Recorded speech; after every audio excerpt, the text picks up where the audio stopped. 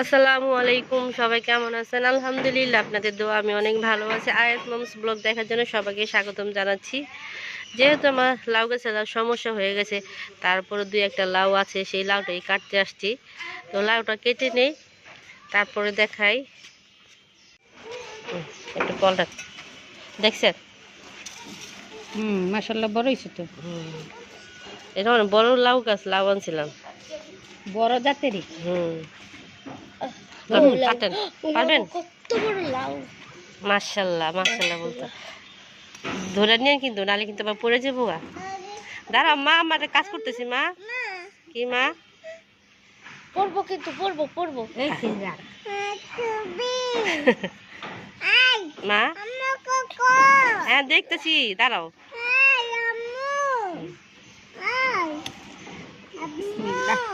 কত বড় হইছে লাউটা।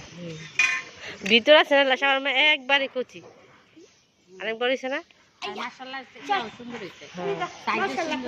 নিলাম কিন্তু সবার মারে। আলাম সমস্যা। আমগো আর মিয়ারে নিল না, আর মিয়া রাগ করছে। আনমিয়া নিল না, কিন্তু আনমিয়া যে হয়েছে এটা জানে যে সবার একটা ভাই হয়েছে। কি মা কি? আচ্ছা নিতেছি। এই যে সাবার মা, লাউর অনুভূতিটা কোন, যে ছাদের উপর লাউটা কাটতে কেমন লাগছে? হ্যাঁ অনেক ভালো লাগছে। ছাদের উপরে ফল হওয়াটা আসলে একটা অন্যরকম ব্যাপার। আসেন আচ্ছা, তো একটা কাটলাম মাসিমা, লাউ তো একটা কাটলাম, আর এখানে একটা লাউ করা হয়েছে। এই যে টিকবে নাকি জানি না, তবে প্রগান করা দিতে হইব। তো ফুল তো দেখতেছি না। আসিমা, সন্ধ্যাবেলা হয়তো এটাকে ফুলে প্রগান করা দিতে হইব, যাতে লাউটা টিকে। আসি আম্মা, যাক কি অবস্থা লাউয়ের। আম্মা কি হয়েছে তোমার? এদিকে আসো, কি হয়েছে? কি সাবাপু তো ঘরে গেল, তোমার কি হয়েছে? কি করবা? দোলনা বসবা? বসো, এইভাবে বসবা।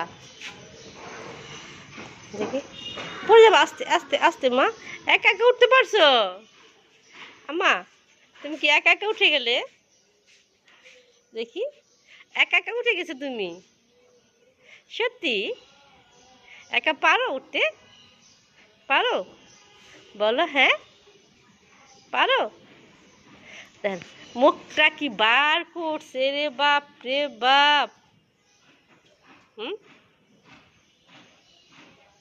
আচ্ছা, এই যে আমি কিন্তু লাউটা কেটে ফেললাম, 2 টুকরা করে ফেলছি লাউ।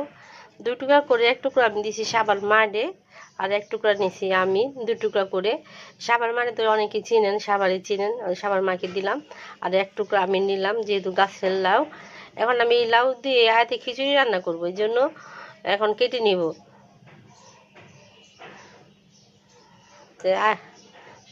কেমন হলো অবশ্যই কমেন্ট করে জানাবেন আমার ভিডিওটা বা আমার লাউটা।